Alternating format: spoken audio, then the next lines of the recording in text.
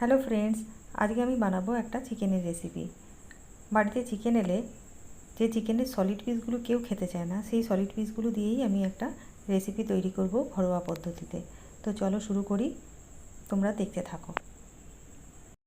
চিকেনের পিসগুলোকে আমি মিক্সিতে খুব ভালো করে পেস্ট করে নিয়েছি।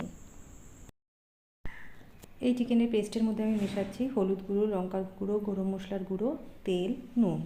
ভালো করে মেখে এটা দিয়ে বল তৈরি করে নেবো। আমি এর মধ্যে বেশি কিছু মশলা দিইনি। তো সুতরাং বলগুলো আমার তৈরি হয়ে গেছে। এবার দেখো, আমি বলগুলোকে রিফাইন অয়েলে ভেজে নিচ্ছি। বলগুলোকে আমি খুব ডিপ ভাজবো না, হালকা ব্রাউন করে ভেজে তুলে রেখে নেব। বলগুলো আমার ভাজা হয়ে গেল, আমি রেখে নিয়েছি। এরপর ওই তেলের মধ্যে একটা পেঁয়াজ কুচি দিয়ে দিলাম। এবার দিচ্ছি আদা রসুনের পেস্ট। আদা রসুনের পেস্টটা খুব ভালো করে মিশিয়ে নেওয়ার পর ওর মধ্যে দেবো হলুদ গুঁড়ো, লঙ্কার গুঁড়ো, জিরে গুঁড়ো, ধনে গুঁড়ো মিশিয়ে এরপরে দিয়ে দেবো টমেটোর পেস্ট। এখানে আমি 2টো টমেটো মিক্সিতে পেস্ট করে নিয়েছি, খুব ভালো করে মিশিয়ে নিলাম।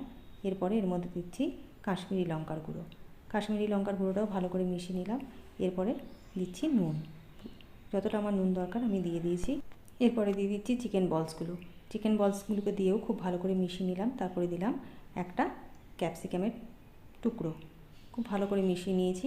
এরপরে দিয়ে দিচ্ছি টমেটো সস, প্রায় 2 চামচের মতন টমেটো সস দিয়েছি। ওটা দিয়েও ভালো করে মিশিয়ে নেব। প্রত্যেকটা ইনগ্রিডিয়েন্টস দেবো আর ভালো করে মেশাবো। এরপরে দেবো অল্প জল, যাতে পুরো গ্রেভিটা বলের মধ্যে ঢুকে যায়। এবার বলটা সেদ্ধ হয়ে এসছে।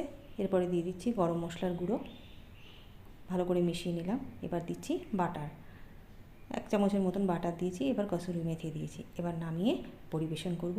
রুটি, পরোটা, ফ্রাইড রাইস, এমনকি ভাতের সাথেও এটা খেতে খুবই ভালো লাগে।